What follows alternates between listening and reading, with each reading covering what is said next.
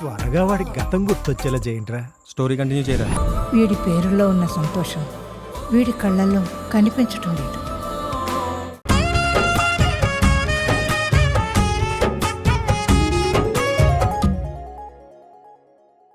ఇక్కడ నీ పెత్తనమేంటి?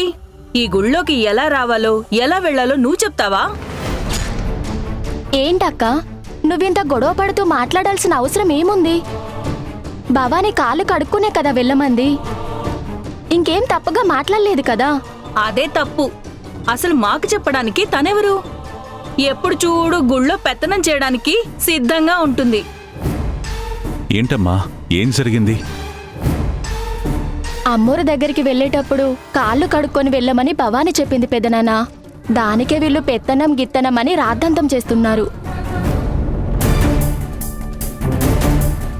గీత, అలా మాట్లాడుకో. పెత్తనం చేయాలని నాకెప్పుడూ లేదక్కా. అందరితో నేను సమానమనే అనుకుంటున్నాను. ఇప్పుడైనా కాళ్ళు కడుక్కుంటే పవిత్రంగా అమ్మోరు దగ్గరికి వెళ్ళి మొక్కుకోవచ్చని చెప్పాను. అంటే ఏంటిప్పుడు మేం పవిత్రంగా లేమనా? అయ్యో, పాపాలు చేసి చేసి మా కాళ్ళు పాపంలో మునిగి తేలుతున్నాయా? అక్క, అంటే నువ్వు చెప్పగానే కాళ్ళు కడుక్కుంటే మేం పవిత్రమైపోతామా? అబ్బో, ఈవిడ పవిత్రత గురించి పెద్ద చరిత్రే ఉంది వదినా. ఈవిడ పుట్టుక చరిత్ర చాలా పెద్ద చరిత్ర. వాళ్ళ అమ్మెవరో తెలియదు, నాన్నెవరో తెలియదు, పుట్టుకెక్కడుందో అస్సలు తెలియదు, ఎవరికి పుట్టిందో అది కూడా తెలియదు. పాపం, ఏ తల్లి కన్న బిడ్డో. ఏమ్మా, మీకసలు మనసనేదే లేదా? కాళ్ళు కడుక్కొని వెళ్ళమన్నందుకు ఇలా అవమానిస్తూ మాట్లాడాలా?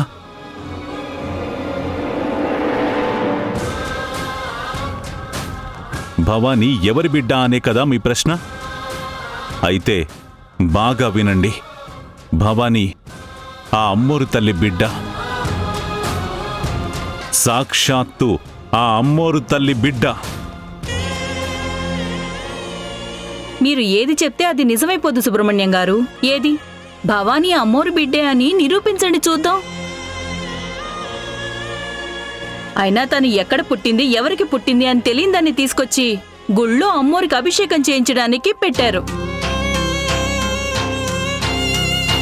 ఛీ, అసలు ఇలాంటిది ఉన్న చోటికి రావడమే మా తప్పు.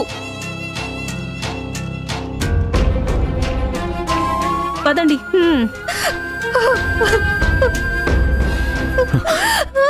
అమ్మ భవానీ, ఊరుకో తల్లి. వీళ్లంతా మనిషిగా పుట్టి మనస్సాక్షే లేని రాక్షసులమ్మా. వాళ్ల మాటలు పట్టించుకోకు. వాళ్ళన్న మాటల్లో నాకే తప్పు కనిపించలేదు నాన్న. అమ్మ భవానీ.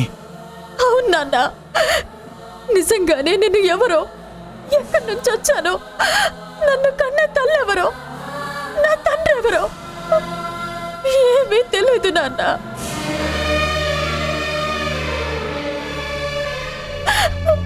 వీళ్ళు కాకపోతే రేపొద్దున ఇంకొకళ్ళు ఇలాగే నా పుట్టుక గురించి గేలి చేస్తూనే ఉంటారు. తట్టుకోలేకపోతున్నాను నాన్న.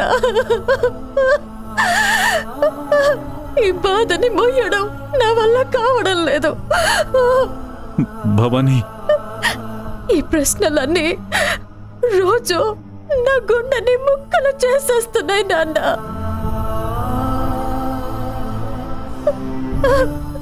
మీకు దండం పెడతాను, దయచేసి చెప్పండి నాన్న. నేను ఎవరు? మా అమ్మ నాన్న ఎవరు? నా పుట్టుక రహస్యం ఏంటి? చెప్పండి నాన్న, ఇప్పటికైనా చెప్పండి. అయ్యో భవానీ, వద్దమ్మా, నా మాట వినమ్మా.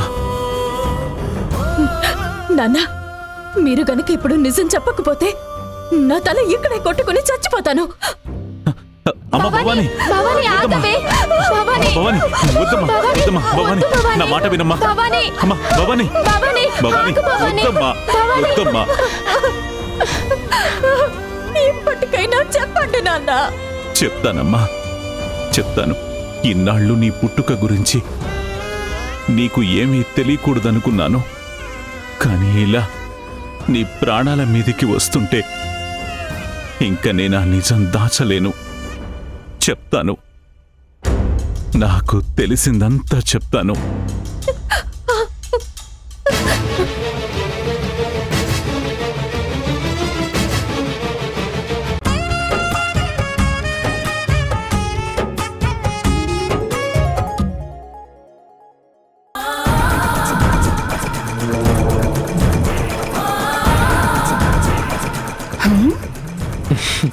ఇప్పుడు బాగుంది. Good girl.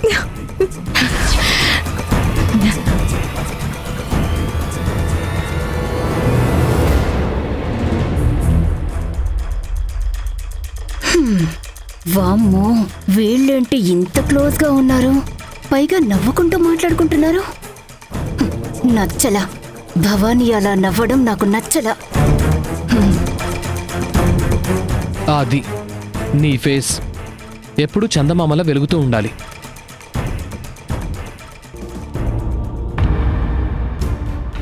ఇప్పుడు నా ప్రేమ గురించి చెప్తే అమ్మో, అసలే భవానీ వాళ్ళ అమ్మ నన్నెవరూ తెలియని బాధలో ఉంది. ఈ టైంలో చెప్పడం కరెక్టేనా? అక్క, నువ్విక్కడున్నావా? నీకోసం గుడంతా వెతుకుతున్నాను. రాహుల్ బాబు, మీ ఆరోగ్యం ఎలా ఉంది? బానే ఉంది మధుర. అవును, మీ నిశ్చితార్థం అయిపోయి చాలా రోజులైంది కదా. పెళ్లి కూడా త్వరలోనే జరగబోతుందంట కదా.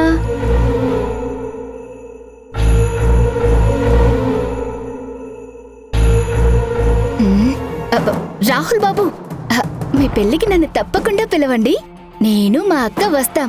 మీ పెళ్లి వంటలన్నీ ఒక్కటి కూడా వదలకుండా టేస్ట్ చేయాలి. ఏంటి రాహుల్ బాబు, ఏం మాట్లాడరు? అంటే మీ పెళ్లికి నన్ను పిలవరా? అదేంటి మధుర, ఎందుకు పిలవను? తప్పకుండా పిలుస్తాను. సరే రాహుల్ బాబు.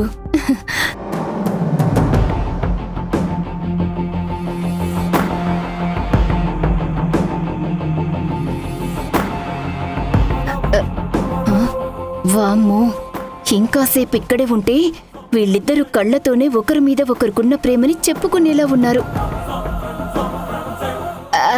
అక్క, అమ్మా నిన్ను త్వరగా తీసుకురమ్మంది. రా వెళ్దాం. ఇప్పుడా? అవునక్క, ఇప్పుడే రా వెళ్దాం.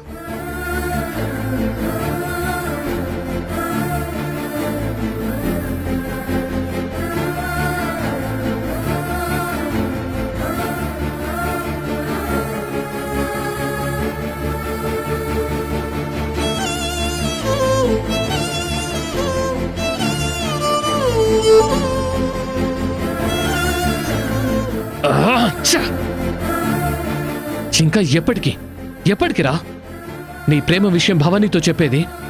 ఒకవైపేమో మనసుకు నచ్చని అమ్మాయితో నీ జీవితాన్ని ముడివేయాలని చూస్తున్నారు. ఇంకోవైపేమో మనసుకు నచ్చిన అమ్మాయికి నీ ప్రేమ విషయం కూడా చెప్పలేకపోతున్నావు.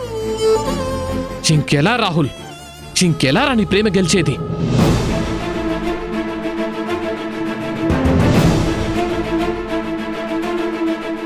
అనుమానమే లేదు, రాహుల్ భవానీని ప్రేమిస్తున్నాడు. అంటే నాకు శుభలేఖలో కనిపించింది నిజమేనన్నమాట. ఈ విషయం ఐశ్వర్యకి ఎట్టి పరిస్థితుల్లో తెలియకూడదు. తెలిస్తే అస్సలు తట్టుకోలేదు.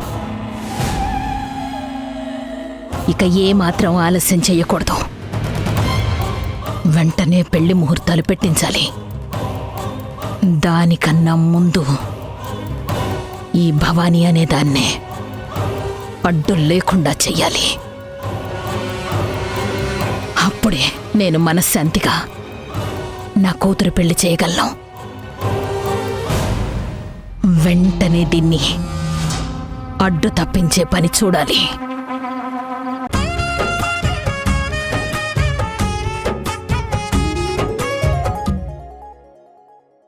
ఇవి నమ్మి నేను మోసపోను. అయ్యో అమ్మా అమ్మా, మేం చెప్పేది నిజమమ్మా. నేను నేను నీ అన్నయ్యని. మన అమ్మ నాన్న ఇద్దరు ఒక్కటే. సమస్యే లేదు. నేను నమ్మనంటే నమ్మను. నేను నమ్మాలి అంటే అది నిజమని మీరనుకుంటే కాదు, నాకనిపించాలి, నా మనసు కనిపించాలి.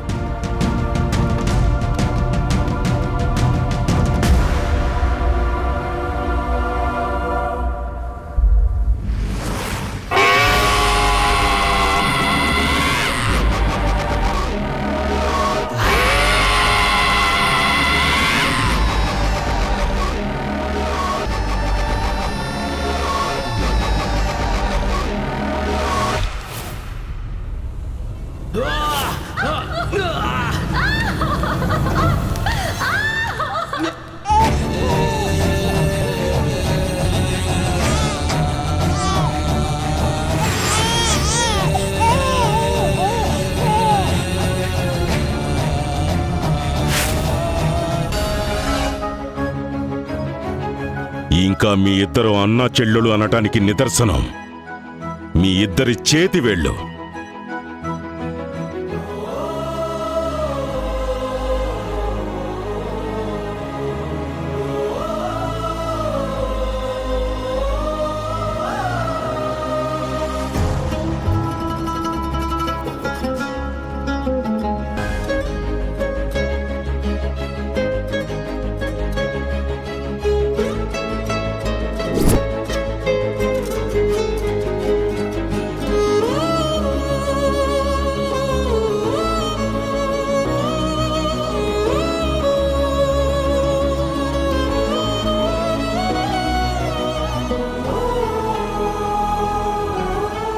బాలిక, మీ ఇద్దరి ఒంట్లో ప్రవహిస్తుంది ఒకే రక్తం కాబట్టే నీక్కూడా మీ అమ్మా నాన్నలానే ఈ మాయలు మంత్రాలు నేర్చుకోవాలని ఆశ కలిగింది.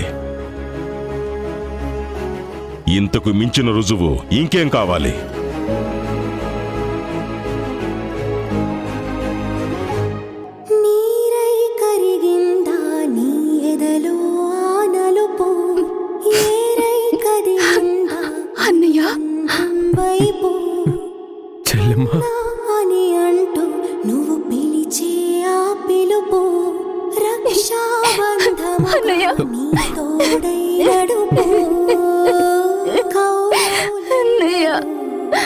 ఎదురైనా మరి ఒకడే చాలడా గిరిధారి, అదిగో అతడే అతడే హితుడు బాంధవుడు, అడుగునాడుగై తనతో వెళితే గెలుపే నీకెప్పుడు. చెల్లెమ్మా, ఇన్నేళ్ల తర్వాత నా ప్రాణం మళ్ళీ నా దగ్గరికి తిరిగి వచ్చినట్టుందమ్మా. నిన్ను తలుచుకొని రాత్రి లేదు, నీకోసం బాధపడని రోజు లేదు, నిన్ను వెతకని చోటు లేదు.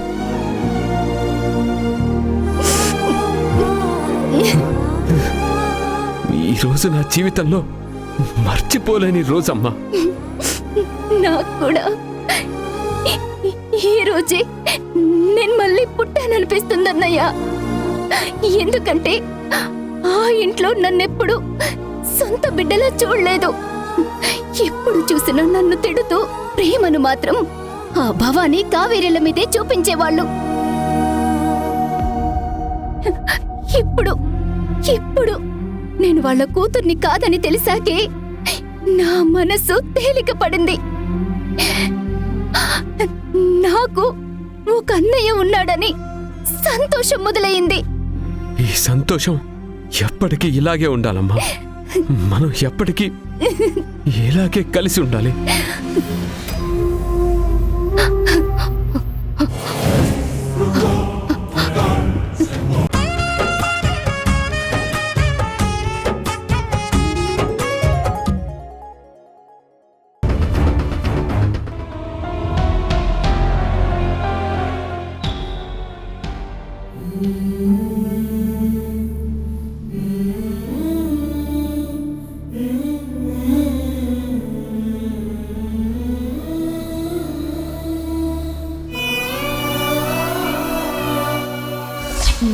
కాదు, నువ్వంటే ఎవ్వరికీ ఇష్టం ఉండదు.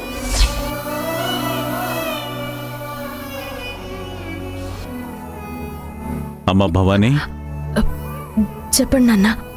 జయంతమ్మ వాళ్ళు గుడికొస్తున్నారంట. ఇప్పుడే గుమస్తా ద్వారా కబూర్ పంపారు. సరే నాన్న, నేను చూసుకుంటాను.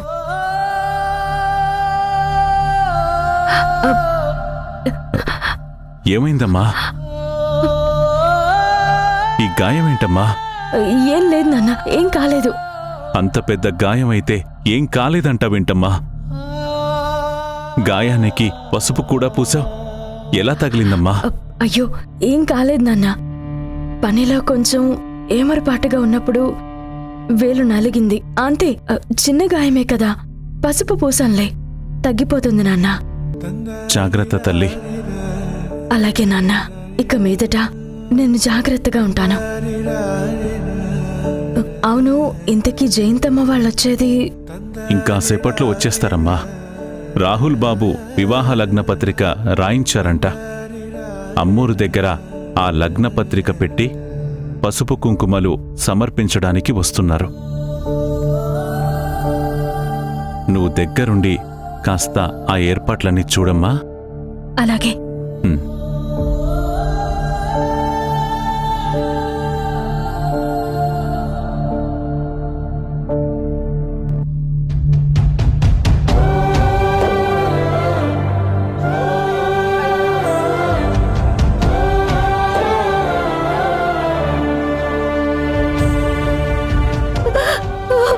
అమ్మా, నాకొక సహాయం చేస్తావా? దయచేసి ఇలాంటి పరిస్థితి ఏ ఆడపిల్లకి రాకుండా చూసుకుంటావా? నేను పడుతున్న నరకాన్ని ఏ ఆడపిల్ల పడకూడదమ్మా. ఒక పక్క నా స్నేహితుడు రాహుల్ బాబుకి పెళ్ళవుతుందనే సంతోషం, మరోపక్క నేను ప్రాణంగా ఆరాధించిన నా రాహుల్ బాబు నాకు దూరం అయిపోతున్నాడనే బాధ. రెండు ఒకేసారి ఇస్తున్నావా తల్లి? ఏదేమైనా రాహుల్ బాబు ఎవరితో ఉన్నా, ఎక్కడున్నా, ఆయన మాత్రం జీవితాంతం సంతోషంగా ఉండేలా చూడు తల్లి.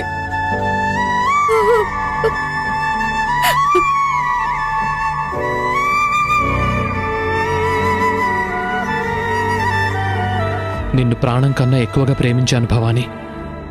కానీ ఆ ప్రాణం కొంచెం కొంచెంగా నా నుండి దూరం అయిపోతుంది రాహుల్ బాబు.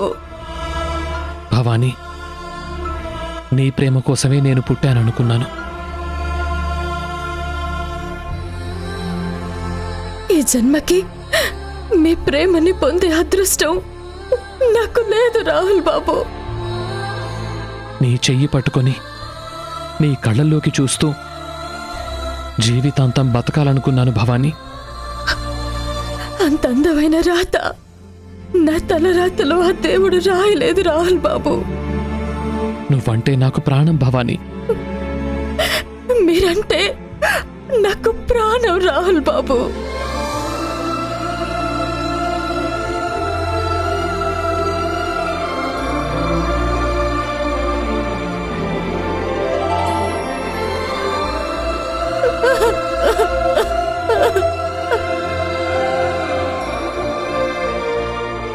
నానా రాహుల్,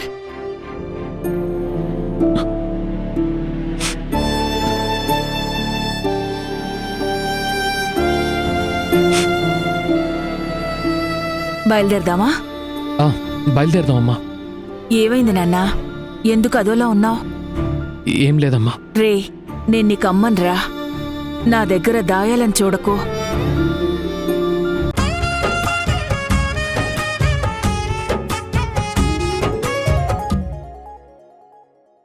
నాకెందుకో రాహుల్ బాబు త్వరలోనే ఆ అమ్మోరు తల్లి భక్తిలో మునిగిపోతాడనిపిస్తోంది. అవన్నీ జరగవులే అత్తయ్య. బావ ఒక్కసారి ఫిక్స్ అయ్యాడంటే చేంజ్ అవ్వడం ఉండదు. అనవసరమైన ఆశలు పెట్టుకోకుండా వచ్చిన పని కానిద్దాం.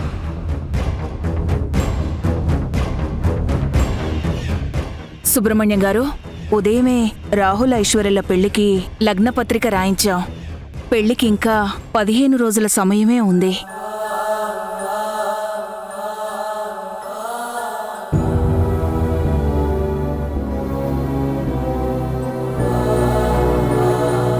శుభం అమ్మా, చాలా సంతోషకరమైన మాట చెప్పారు. ముందుగా అమ్మోరు ముందు లగ్నపత్రిక ఉంచి ఐశ్వర్యతో అమ్మోరికి పసుపు కుంకుమలు ఇప్పించి ఆ తల్లి ఆశీర్వాదం తీసుకుందామని వచ్చాం.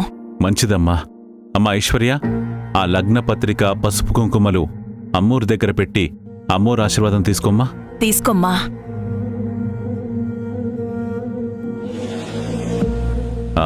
అమ్మ భవానీ, నువ్వు వెళ్ళి హారతివ్వమ్మా. అలాగే నాన్న.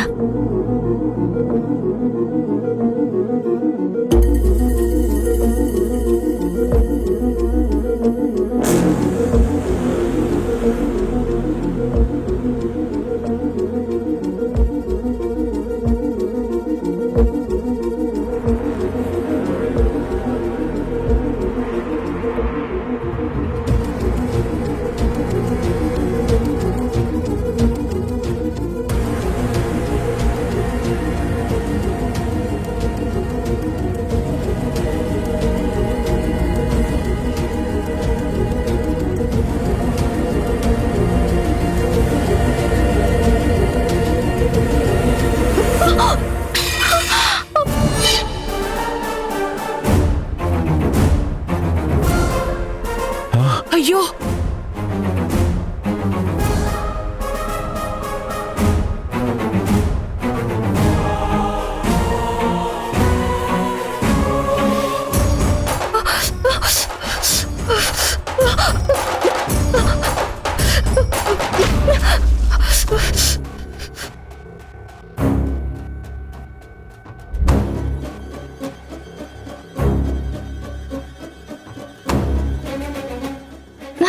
అత్తయ్య,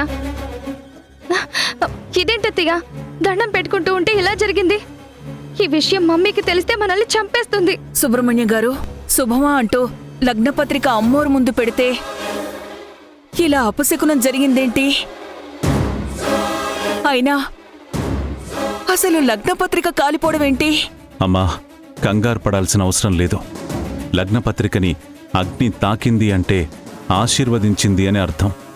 మీరేం భయపడకండి. భయం సంగతి సరే సుబ్రహ్మణ్యం గారు, మా భయం ఛాయాదేవి వదినికి తెలిస్తే లగ్నపత్రిక విషయంలో అంత అజాగ్రత్తగా ఎందుకున్నామని అందర్నీ చంపేస్తుంది. దానిదేముందమ్మా, ఇలాంటి లగ్నపత్రికని ఇంకొకటి రాసిస్తాను, అది తీసుకెళ్ళండి. ఆ పని చేసి పుణ్యం కట్టుకోండి సుబ్రహ్మణ్యం గారు.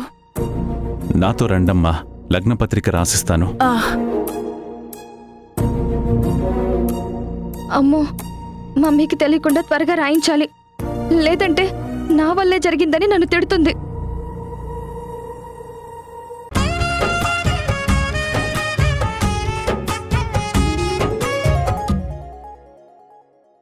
ఏం జరిగిందమ్మా? పాపకేమైంది? ఏం జరిగిందో తెలియదయ్యా, కొంచెం చూడండి అయ్యా. ఎలా పడుకోబెట్టు.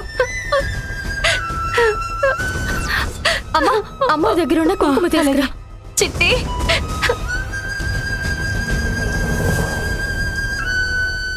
అమ్మా భవాని, ఇదిగోమ్మా, ఇటు. అయ్యో పాపా, పాపా, అయ్యా, నా బిడ్డని కాపాడండి అయ్యా. పాపా,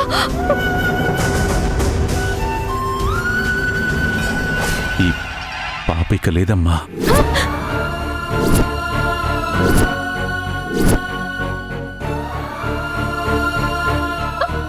అయ్యో,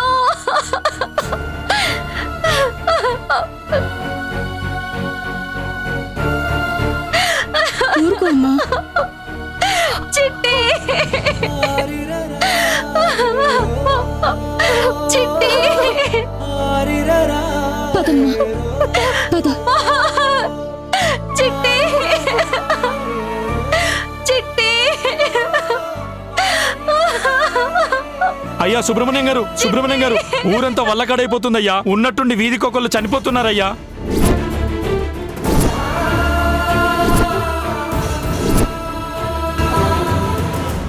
అంటే మా అన్నయ్య ఈ ఊరి మీద వేట మొదలు పెట్టాడన్నమాట.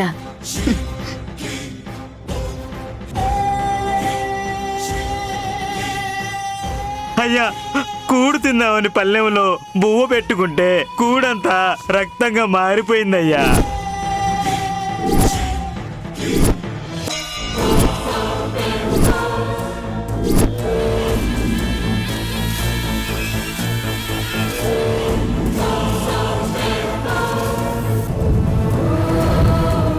ఊరికేదో అరిష్టం పట్టుకుందయ్యా.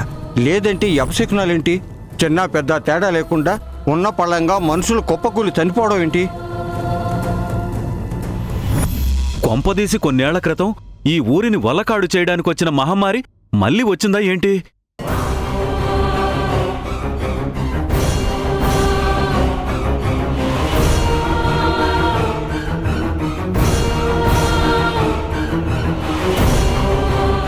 ఇవన్నీ చూస్తుంటే మన ఊరికేదో క్షుద్ర శక్తి ఆవహించిందనిపిస్తుంది.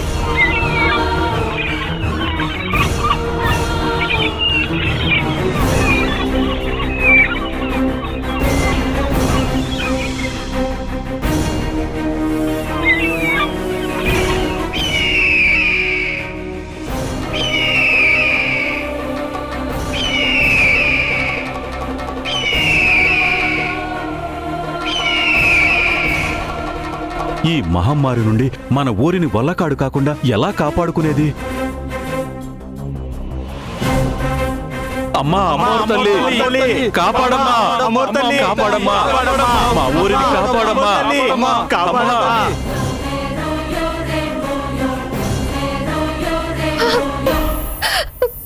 నాన్న, చిన్న పాప నాన్న. ఊరుకో భవాని, ఆ పాపని కాపాడే అవకాశం మనకి రాలేదు. అప్పటికే ఆ పాప చనిపోయింది. అసలు ఈ వినాశకాలు ఎందుకు జరుగుతున్నాయో, ఎవరు చేస్తున్నారో నాకేం అర్థం కావట్లేదు. నాన్న, ఏంటి నాన్న ఇది? ఉన్నట్టుండి ఇలా చనిపోతున్నారు. మళ్ళీ మన ఊరికి ఏమైంది? ఎవరిదంతా చేస్తున్నారు?